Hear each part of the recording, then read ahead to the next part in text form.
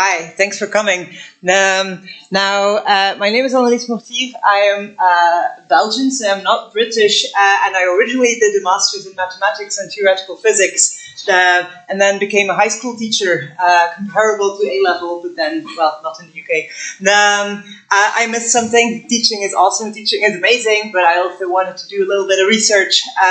So I went back to university, left the country, went to the Netherlands, got my master's in astronomy, went to Portugal to get my PhD.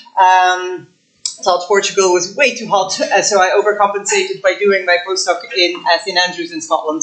Now then, I got a fellowship at the University of Cambridge, and since a year and a couple months, I'm here as an assistant professor in Birmingham, and very happy to be pursuing my dreams, actually. Now, I'm going to talk about exoplanets, which, for those of you that are actually not familiar, is the name we give planets that are orbiting stars other than the Sun. So you have the planets in the solar system, and any other planet in the universe we call an exoplanet. Now, this is one of my favorite pictures. It will come back later. Now, back in the day, the people looked at the stars and everybody has wondered, just like we have wondered, people back in the day have wondered, is there anything else out there? Now, Epicurus used to say that there's infinite worlds, both like and unlike the world of ours. And at the same period of time, Aristotle said, there cannot be more worlds than one. Now, I know that Aristotle is a very smart cookie, but in this case, he was wrong. In the meantime, we found thousands and thousands of infinite other worlds, like and unlike our own. This picture, by the way, is taken in Chile with one of the telescopes that we use to hunt for exoplanets. So in that dome is a 3.6 meter size telescope that we use to hunt for exoplanets. And this is sort of the view that you can see when, for work, they send you all the way to Chile. Now, in 1991, when I was already born and some of you were already born, the only knowledge we had of planets were the solar system planets. Poor Pluto. So basically, it's the Sun, back in the day, 9 planets, now 8 planets in our solar system, and that was it. Now, in 2023, which is really not that much later, over 5,000 exoplanets have been discovered. Now, if only they would look like this, right? This is an artist impression. Most of what you will see in press releases and things like that will be artist impressions because we can't do this. We can't actually take pictures of exoplanets like this. If we take a picture of an exoplanet, it sort of looks like this. And you need these arrows actually pointing to the dot that represents the exoplanet. So this is the only direct technique of discovering an exoplanet. Now, basically, trying to take a direct picture of an exoplanet is very similar of trying to take a picture of a firefly next to a lighthouse. There's very little chance that you'll actually see your firefly. That's just because the star and the lighthouse, they're actually so bright that everything from the exoplanet is absorbed in that. Now, there's a little trick that you can do, and that's by targeting very young systems when the planets are just being formed. Because when the planets are just being formed, they're still actually emitting a lot of radiation. They're emitting a lot of light, so that makes them easier to actually spot directly. The other thing is that we're looking for giant, very far out planets. The further away they are from their star, the easier it will be to actually take that picture. Now, this was taken in 2009 and 2010. The star is that blurry thing in the middle. It's the attempt of the scientists to actually take away the starlight. And then you can see 4 planets that helpfully they actually labeled or put an arrow to the closest one. That are the 4 planets that we found around the system. Now, if you notice the scale, the 20 AU over there, if you're not familiar with AU, an astronomical unit is the distance between us and the Sun. So the Sun-Earth distance is an astronomical unit. This scale is 20 times the distance between the Sun and the Earth. So these kind of planets, especially planet B, are really far out in their system, which allows us to actually take the picture in the first place. Now you might say, what if these dots are simply artifacts from you messing with this picture when you try to take the star out? That's a very good point. What you can do is wait a couple years, take a picture again, and we actually see your dots move throughout time. So we're pretty convinced these are actually planets. Now these days, you have JWST, which is the NASA and ESA spacecraft that is flying right now, and that is basically the new Hubble, trying to advance astronomy across all fields, not just exoplanets. And they took an image of a known exoplanet, which in this case is this sort of green, yellowish, orangish. The dot that you can see with, again, the star taken out. The star doesn't actually look like the five-pointed thing. They put that in the picture to indicate the position. So they can do a much better job these days of taking out the starlight and being a little bit more sensitive to finding these exoplanets.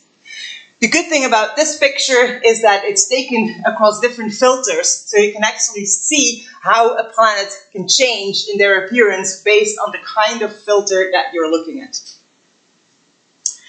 Now, we can do this for, what, 20, 50 exoplanets, maybe? Oh, that's no fun. We can't do this for any close-in planets either, so we have to do this indirectly. Now, everybody always say planets orbit stars. I always say planets orbit stars. Now, technically, that's not true. Technically, both the planet and the star will orbit the center of mass of their system. The center of mass is basically that point in the middle. If you've ever balanced, I won't be able to do this. Really? If you've ever balanced something on your hand, you're balancing that on the center of mass of the object. Now, similarly, in a planetary system, there will be a center of mass. If you add up all the masses of all the bodies in the system, and the center of mass is what they all orbit around. Now, the center of mass will be really close to the star, because if you just look at the solar system, the sun is by far the most massive object in the system. So the center of mass is really close to the star, but it's not in the center of the star. It's actually slightly off. What that means is, any star that has a planet or multiple planets will basically wobble. It'll wobble a little bit back and forth because of all the gravity of all the other planets, because of the fact that the star has to go around the center of mass that is not in the center of the star, but slightly offset from it. And we can use that. One thing you can try is just plainly look in the sky and see if you see the star move. It's not going to be this obvious. And take your telescopes and take measurements and see if it moves. Now, they are trying that right now. They still haven't found exoplanets that way because this is a very tricky thing to do in the plane of the sky. But we can do it in velocity space. If you think about this wobble not in the plane of the sky, but in your line of sight, the star will wobble in your line of sight and will come towards you and away from you and towards you and away from you whilst it's wobbling around its center of mass. Now, that wobble and that change in velocity is shown as a Doppler shift. You've presumably heard an ambulance in your life. Well, most of you probably live in Birmingham, so yes. If you hear an ambulance, then the sound actually changes when it comes towards you and goes away. That's because of the sound waves stretching out and crushing together. Now, the light does the same thing. Light actually expands in wavelength and shortens in wavelength with the movement of direction. So when the star is actually wobbling away from you, you will be more redshifted, and when it wobbles towards you, it will be more blue shifted. That's how we say it's basically how the light changes in its wavelength. Now, that wobble will depend on a couple things.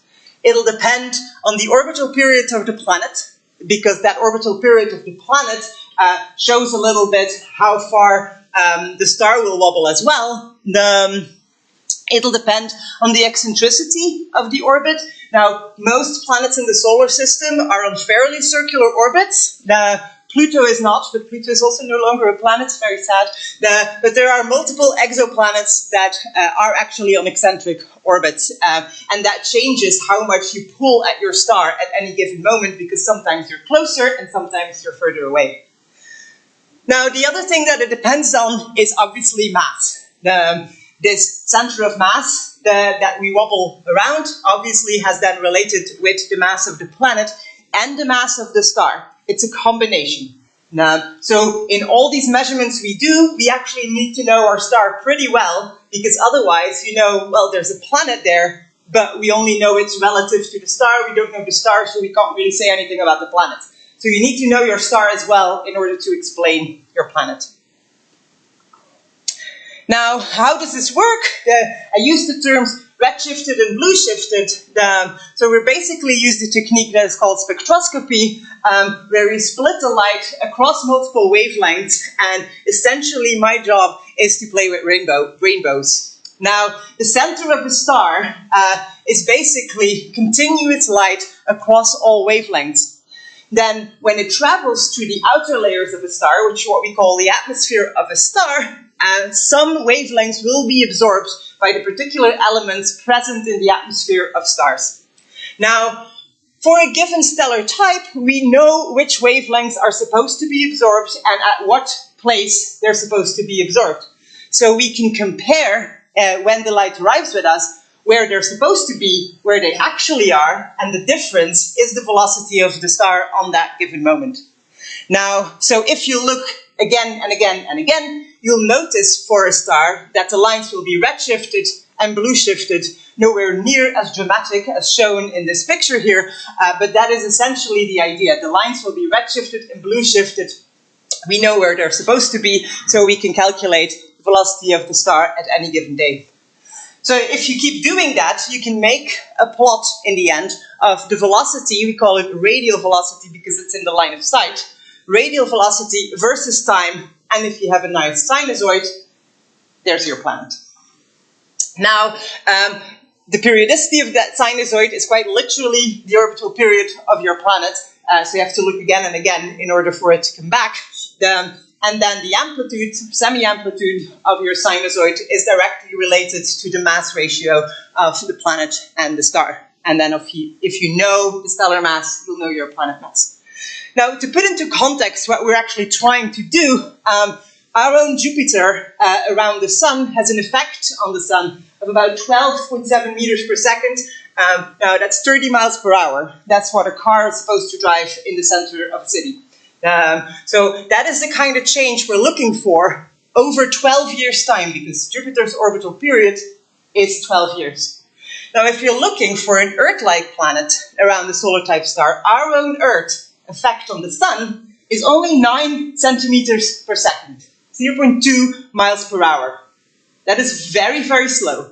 And that's the kind of change you're trying to look for that in a year's time for a star that is millions of miles away. Just to put in perspective how impressive it is. Now, so we use very big machinery for that. You've seen that one before on the top left. That was on one of the first pictures. There's a 3.6 meter size telescope there. It's in Chile. The telescope is in the picture next to it. And there's an instrument coupled with it, which is called HARPS, and which is the spectrograph that you see left below. Now, I've never actually seen this spectrograph other than in a picture, because this spectrograph is housed in a box, in a box, in a box, in a room, because it needs to stay stable in temperature and pressure. It needs to stay stable on the micro Kelvin level in order for us to actually make these measurements. So it's a massive machine. It's also one of the reasons we do this from the ground and not from space, because we need that stability. On the right is a similar sized telescope on the island of La Palma in the Canary Islands, which also has a HARPS that we then called HARPS North, because it's in the north, and where, again, they send you to work at the Canary Islands. Come on. You do have to work nights. So it's not quite that romantic. This is really what it looks like. So when we do go observe, this is the observer's control room in La Palma. high on the mountain, which is technically a volcano, but it's not quite that scary. So you're basically in a room with not seeing any sunlight, because for starters, it's the middle of the night, and where there's multiple screens, way too many computers, and the telescope is about 2-3 stories above you, and you're not actually next to the telescope. Which is probably a good thing, because the telescope is out in the open at night, so that might actually get a tad chilly. So we're actually in a warm room, which is nicer.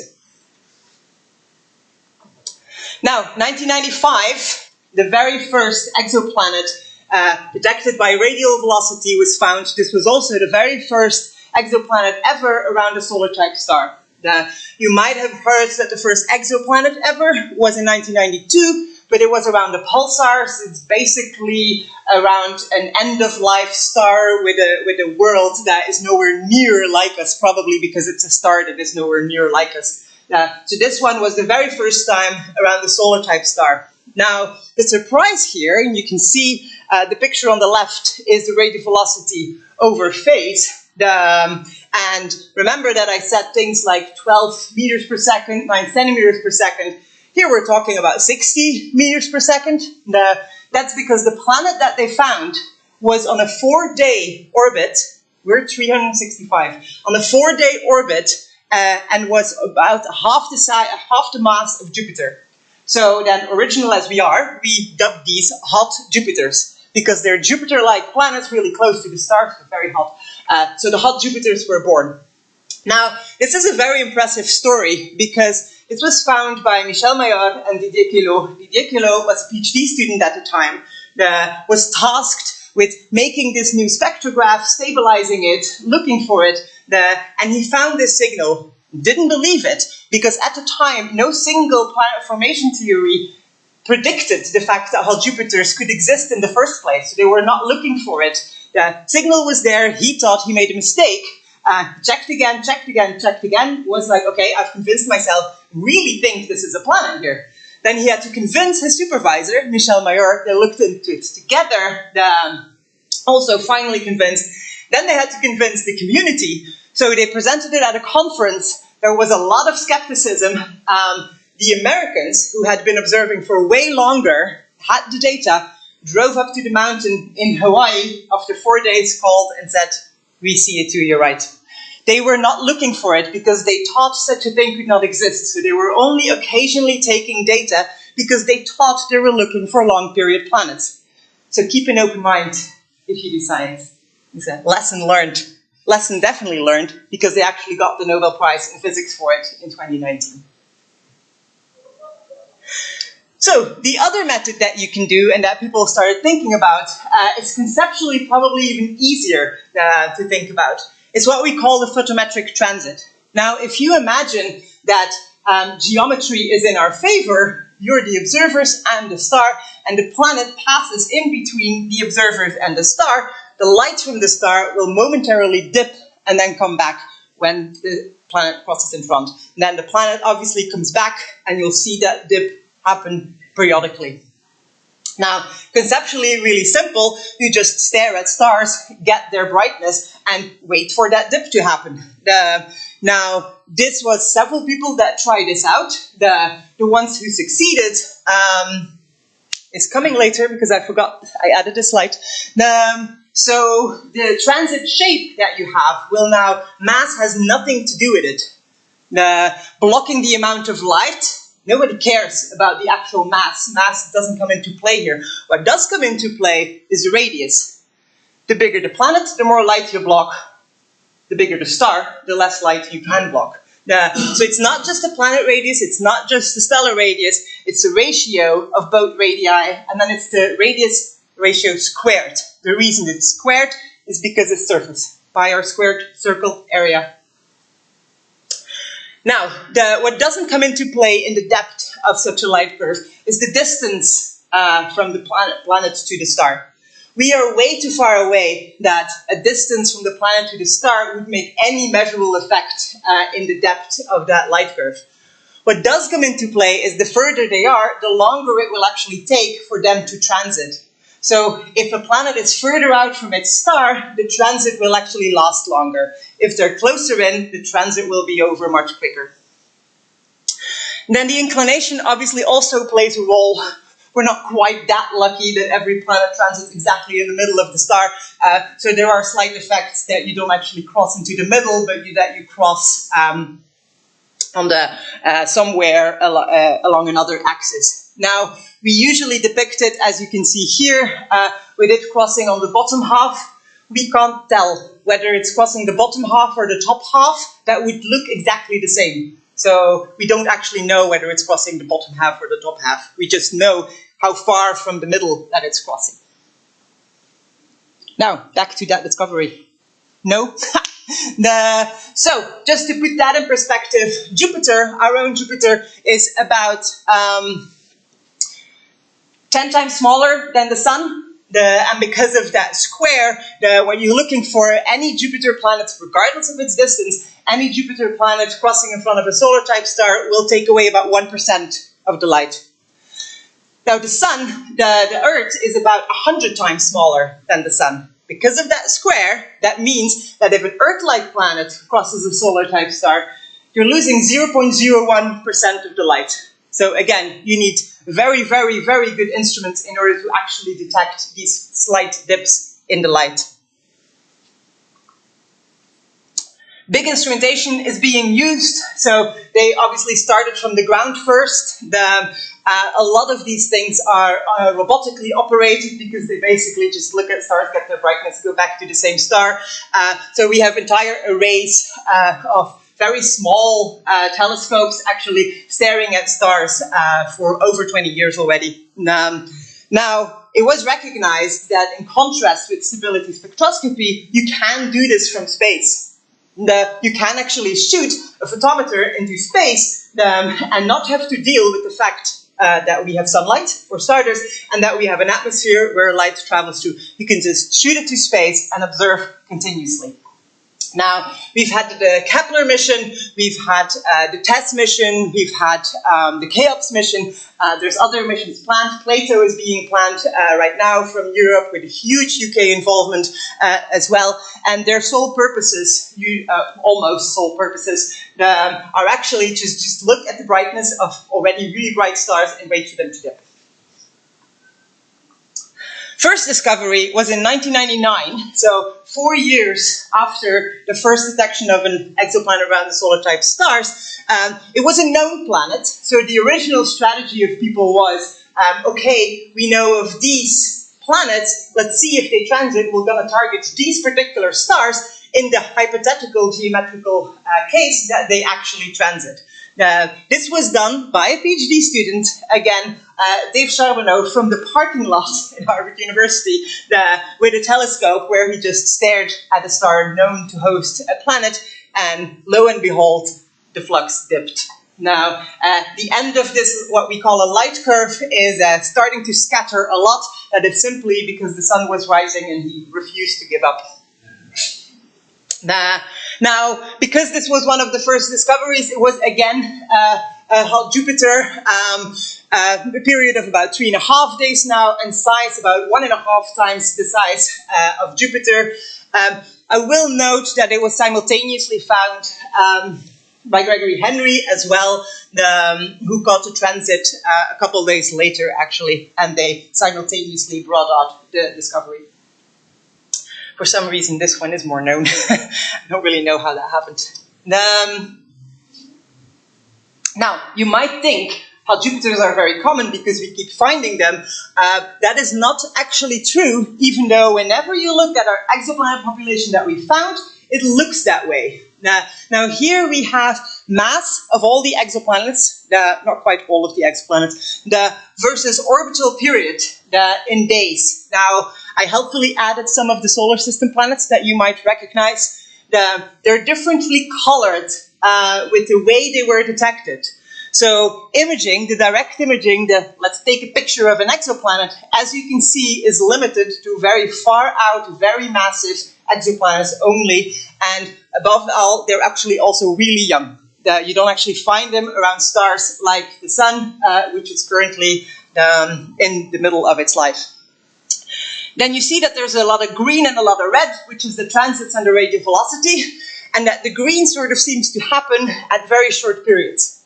That is simply probability statistics. The further a planet is from its star, the less the probability that the geometry will actually line up there and that you'll be lucky enough to see a transit. So it's pure geometric probability that they're very biased to short period planets. Whilst for radial velocity, if you have the time, you can actually stare for 12 years to the same stars, which is exactly what they've been doing from Chile. And after 12 years start finding this, what we call cool Jupiters.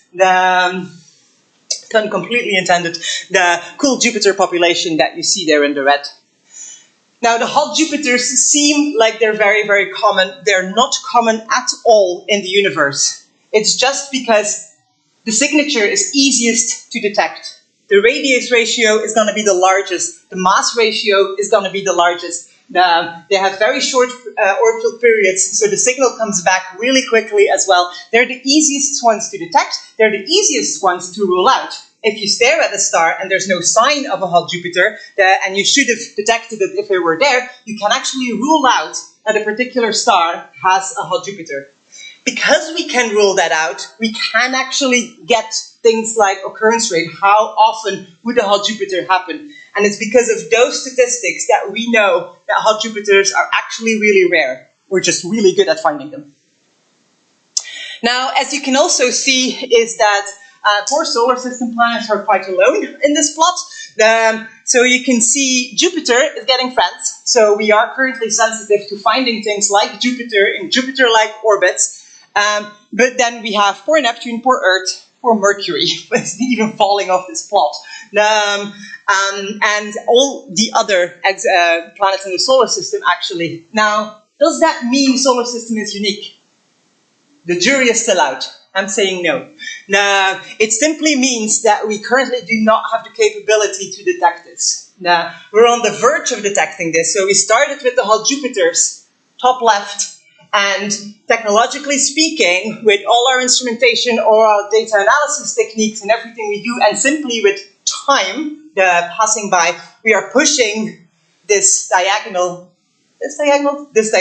we're pushing this diagonal all the way down. So as you can see, we are coming towards the regime where we are sensitive to planets like in the solar system and to potentially other solar systems out there. Once we're sensitive to that, we will be able to do statistics and we will be able to answer the question, are we unique, yes or no?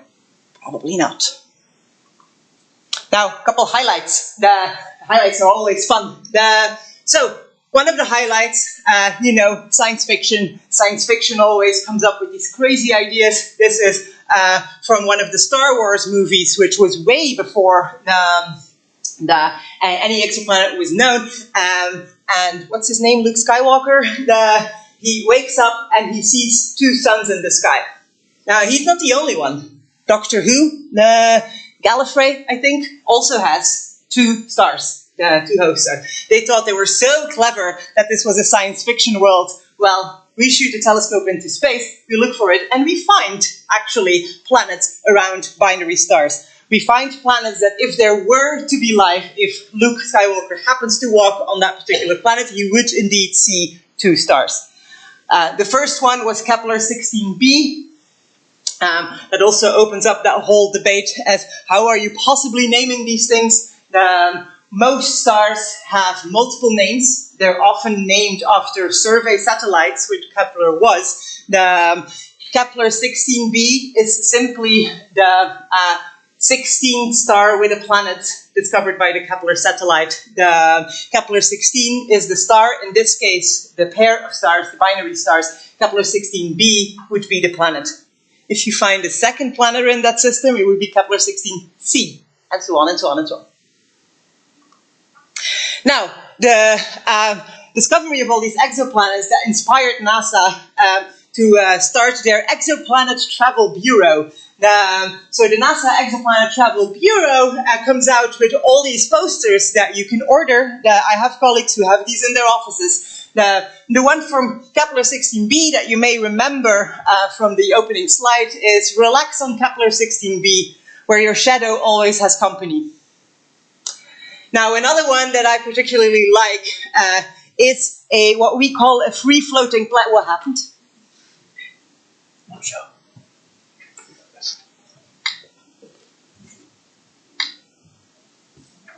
Please come back. Hang on. Not sure what's happened. I've just pressed on again. So yeah. I think it might be okay. Sorry.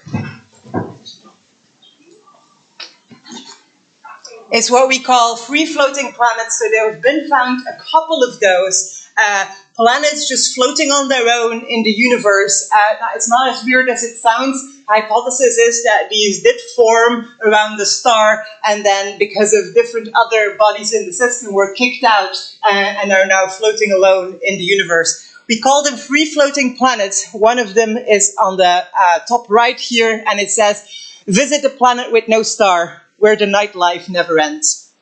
And there's a couple other ones that the NASA Exoplanets Travel Bureau actually holds, and that you can order to hang in your room or your office, or just, to admire. Now, in 2012 was the start of citizen planet hunters. Now, at some point, because we shot these telescopes into space, that came back with a ton of data. Now, having a ton of data is great and all, but you have to actually look through it. We can make computer programs for that, and we do make computer programs for that. But you can only train a computer to look for something that you expect to happen. Anything that would potentially be a little bit weird or a little bit unexpected, our computers won't actually find, because our algorithms weren't meant to find them, because we told them to look for something else. Now, what happened is all the data was thrown online on a platform called the Zooniverse, with a little tutorial teaching people what to look for.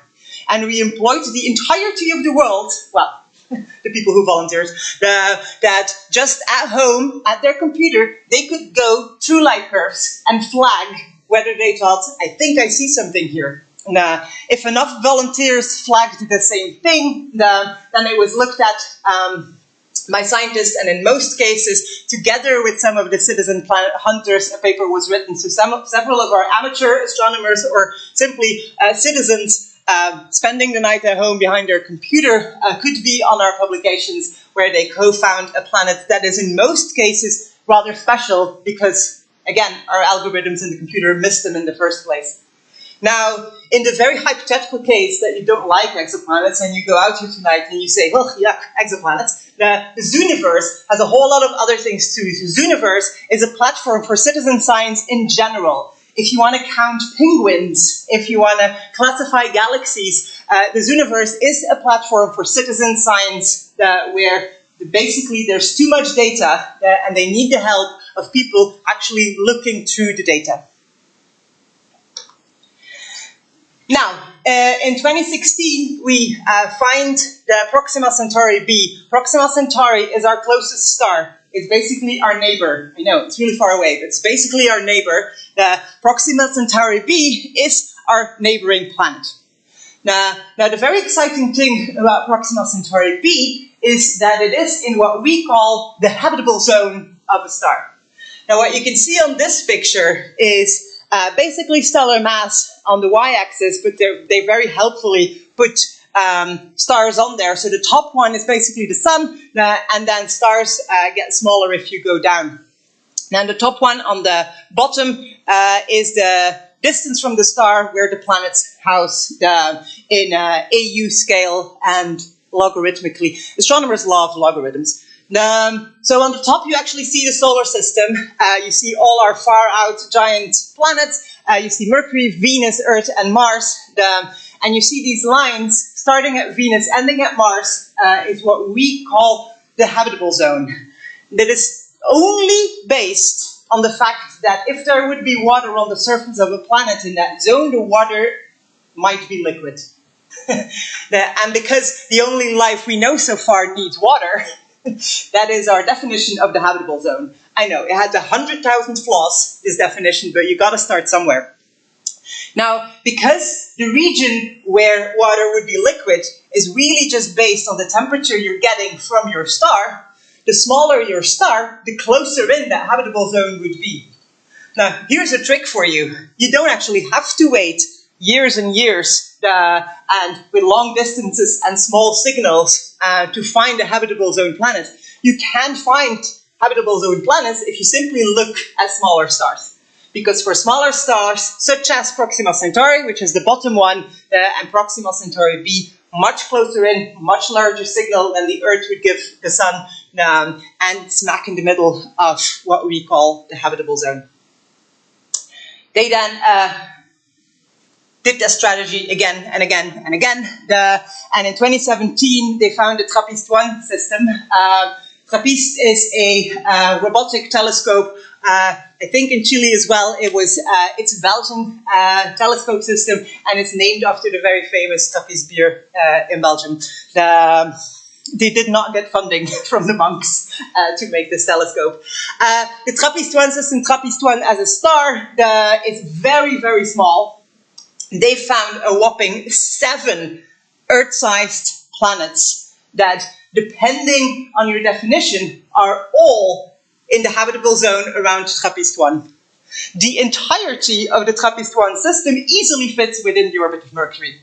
But again, that trick works because TRAPPIST-1 is so small as a star.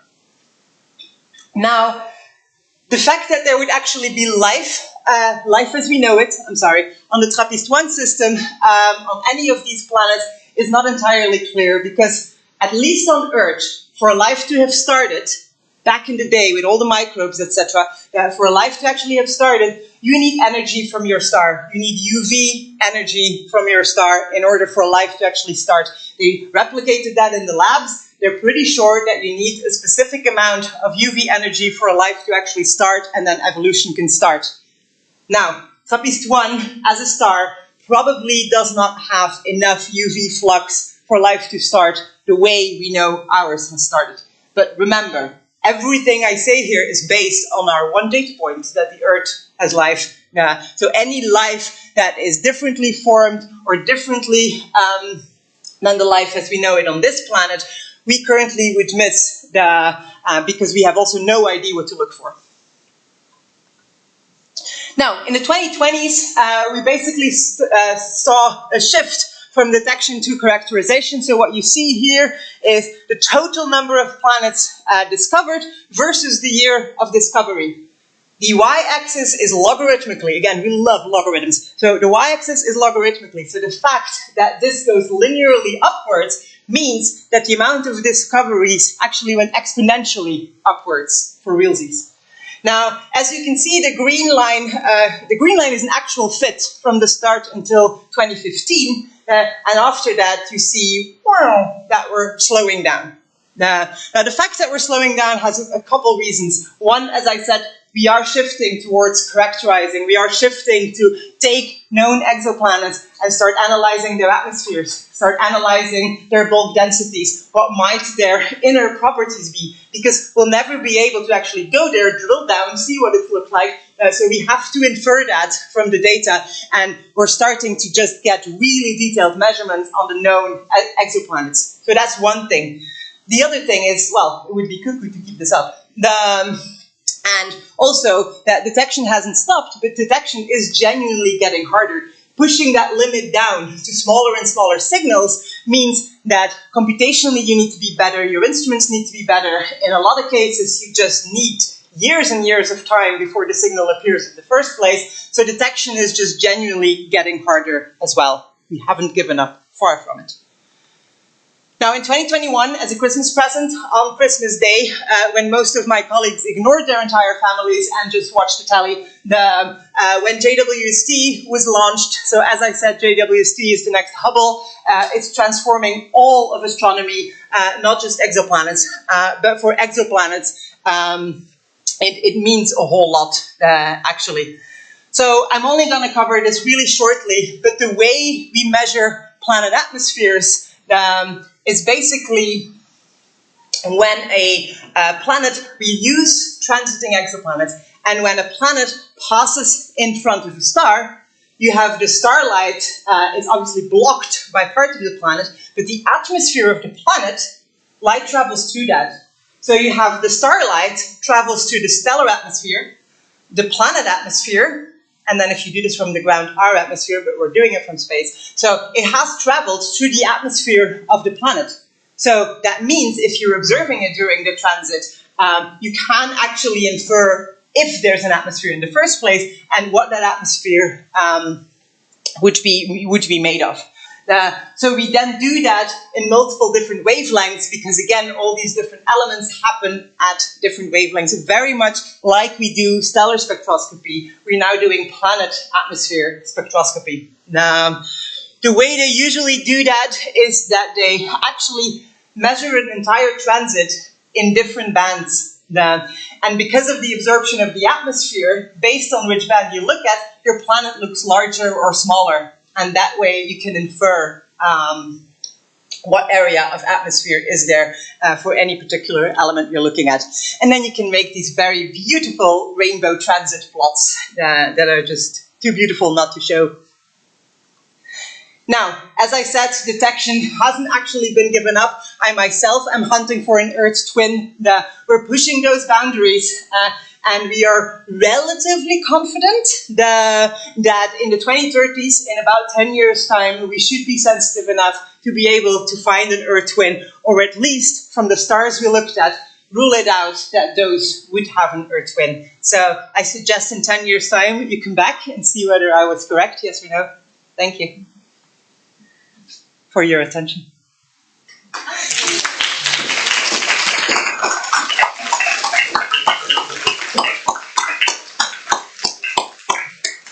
Thank you very much. That was absolutely fascinating. I was engrossed in what you were saying. If you don't mind, I'm going to ask a question to start with. Short prerogative. It's my prerogative, and just give people a chance to think of anything they want to ask.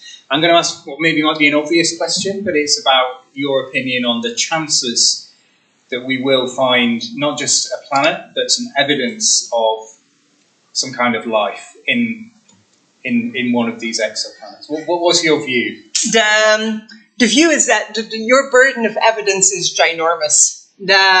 So several years ago, because people looking for life on other planets are very obviously starting in the solar system. We haven't actually started with exoplanets. There's like 7 other planets in the solar system, and there's these moons around Jupiter, etc., etc. So there's very current searches for life. So several years ago, in Venus, in the clouds of Venus, they discovered phosphine. Now, on Earth, phosphine is created by penguins, and only created by penguins. So the fact that there's phosphine on Earth is due to life on Earth. So they found phosphine in Venus, and everybody went, there's life in the clouds in Venus. And the thing is, it's exciting both ways. Either there's actually life in the clouds of Venus, or there's previously underexplored chemistry that we didn't actually know was happening. There's plenty of chemists looking into this. It's likely that it's actually that and not life. But this goes to show, how do you know that you've actually found life? What are you looking for? Just looking for water is not enough. Just looking for methane is not enough. Just looking for phosphine is not enough. So it's likely going to be this combination of molecules that we can't explain any other way. But chemists are trying really, really hard to explain everything by simply nature without life. So the burden of evidence, the burden of proof is ginormous. That's my opinion. That is. I think that's helpful because often when the news sometimes picks up on these things, and they make very sort of sweeping statements, don't they, without much nuance or without much sort of. Well, according to the press, we found multiple Earth twins already. So. Over to you guys. Anybody else got a question? Don't be shy. There's no such thing as a stupid question. I have a question. You talked about ruling out these discoveries in the 2030s, but am I wrong? If it's going perpendicular to axis that we view this thing, there's simply no way? Yeah, exactly. So if you were to have a planet, so you're the observer of the star, if your planet goes like this, then first of all, it won't transit, but it also won't give any radial velocity signature whatsoever. It will give a signature in the plane of the sky. So in astrometry, because it'll move that way. So in astrometry, you can rule that out. Astrometry as a detection technique is still pushing the technology limits, so that'll take then a while. We'll be able to rule out specific configurations of planets. It's the same thing with hot Jupiters. We'll basically be able to rule them out if they, any hot Jupiter in this plane, a hot Jupiter in that plane, it can be supermassive, we still won't see it. So it's about ruling things out in particular areas of parameter space, actually. How on earth does the astrometry, how does that work? We're on a plate reference moving all the time. How do you So there's lots of motions, but astrometry is basically, so the way we actually get distances and positions of stars is by flying a space satellite, and whilst, or you can do it from Earth as well, whilst the Earth goes around the sun, you view the star under different angles, and you can get to these measurements quite precisely.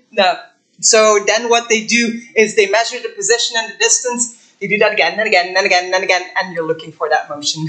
That is also why they're still having issues. Yes. Hi, I really enjoyed that, thank you. I've got two questions. One, does the inclination of the radius of the planet change? Does it change drastically? What's the aftermath of that? And two, how significant would it be to find an Earth twin? What would it mean? So the first one, whether an inclination or a radius would change drastically, or how it changes the transit shape? Does it change? So the radius of the planet has quite the effect. Squarely speaking, if the radius changes, you'll see that depth change. Now, if you have atmospheres, things like planets like the Earth, we like to think we have quite the atmosphere. We actually don't. As far as an observer would be concerned, the radius of the Earth doesn't actually change that much with or without its atmosphere. Now, giant planets have much larger atmospheres in which the depth change is easily actually measurable these days. And I say easy, but it's all very impressive, of course. But it's much larger change than we actually have precision in our measurements. So in that case, we can distinguish from one to the other. The inclination changes are really tricky, because if the inclination of your orbit changes, the less light you actually block, because you're suddenly only blocking part of that star. It happens really quickly. Whilst a star will be brightest in the center, that's not true. That's really just because you're looking at a sphere squished into a circle. So if you look at a star, it will always be brightest in the center. So if you're going lower down, or further up, there's just less brightness that you cover, and and less time that you spend. So they're harder to find, and it will change the signature from basically that U shape to more of a V shape when you go. How significant would an Earth twin discovery be? We like to think it will be very significant, because amongst others, again, our one data point, we currently only have proof that life exists on an Earth-like planet around a solar-type star in an Earth-like orbit. If you find that again, those are the perfect candidates to start looking for life as we know it, because we know it has worked here. So it might actually, the conditions might actually be the same over there. Thank you. Any other questions? Yes. As a community within the Exoplanet community, do you have a list of chemicals that you can look to find, or is it very much looking for the outliers? So there are particular chemicals that people are looking at. Now, the particular name has escaped me, because there was recently, it came in the press, it was a really big deal about this discovery of an element that might signal life, etc. Now, even the person who found it is saying in the paper that the detection is not strong at all, so the press just blew it up. But there are particular chemical elements that on Earth are usually not made by nature itself. But obviously phosphine was on that list. And chemists just suddenly thought, oh, well, wait a minute, we're going to try and explain this without life. And they're succeeding right now. But we're starting from particular chemicals that, at least on Earth, are created by life. Whether that life is us or penguins or something else. Gentlemen, yes. I think on one of the plots there was an exoplanet with an orbit of a billion days. Just wondering how that was discovered. You mean on this one? Oh yeah, those 4 out ones. They're basically obviously we're not waiting for that one to come back. That would be crazy. So those are the directly imaged ones. So what you do, you have that first picture, and then at that point you only have evidence of there is one, and it's that far from its star, which sort of roughly can give you what the orbital period can be. Kepler's law relates distance from the star with the actual orbital period. But you can also just do it again, and if you have a couple pictures over time, even if you've seen the slightest motion, you can actually draw the entire orbit from that and infer it, and then actually get the speed and then the actual orbital period. So no, we haven't waited for that to come back. But over a couple of years' time, you do see it change enough that you can extrapolate what the period would be. And just for those interested, the chemical, I was just trying to remember myself, it's DMS, it's dimethyl sulfide. Yeah, is the one that they blew up in the press. Blew up in the press earlier this year, I think it was, and then it wasn't really anything really at the end. The section is very weak in the paper. Yeah. Yes. How do we know that the measurements are wrong? That's a good one. So how do we know that measurements are reliable? This holds for any technique we do. This is for photometry, but also for spectroscopy. How reliable is this? So we tend to use things that we call standard stars and calibration stars. So for photometry, you use calibration stars. You look at a much larger field of view. You have multiple stars in that system, so that all systematics from potentially the instrument doing something weird or the atmosphere doing something weird, you can account for, because those things will happen on every star in that field of view. So everything is calibrated towards other stars. In the end, all of these stars don't show a transit signature. That one does. The other thing that you can do is simply look at it again. If you look at it again and it comes back again, that just puts more trust in your measurement, because you can repeat the measurement multiple times. The same is true for the radial velocity method in spectroscopy. We do use standard stars. We are actually also using the sun during the day. Not with the big telescope, that would be weird, but we have a small solar telescope attached that goes to the same spectrograph, and that, amongst other things, tracks the stability of that spectrograph, so that we're sure that the variations that we see are actually coming from the starlight that we measure and not the spectrograph going bonkers. So the tracking of that stability is very important. So I think we've got time for maybe a couple more. Yeah, so one question over here. You said the stars going approximately century bid at the moment. We don't think it's got enough ultraviolet light to fuel life. Could it ever have done? Maybe beginning of the star before? No, because the thing is, this star is so small that it's never had enough UV flux that is strong enough to start life, ever. I know, it's very sad. Now, the thing is, obviously, again, this is related to what we think we know about RNA and life on Earth, and how the energy that we need. They do replicate that in labs. They do have UV flux lamps and see if they can basically start life in petri dishes by shining this on. There could be exceptions. Stars that are smaller than the sun have much more flares. You might have heard of flares. There's these energy storms on stars. Essentially, if these happen, things like our technology and communication sort of goes out as well when this would happen on the sun. Now, the smaller a star, the more flary they are. So it is hypothesized, because they occasionally have these flares, much more occasionally than the sun, for example, has. These bursts in extra energy could help kickstart life, because all it needs is a kickstart, and then you're off, essentially. So no, we're not 100% sure, but that's why they're doing the lab testing. Thank you so much. So I think we've reached our time. I'd like to thank Annelies again for just an extremely stimulating and interesting talk. I'm going to go dream of exoplanets. I don't know about you. Should we just give Annelies a round of applause once more?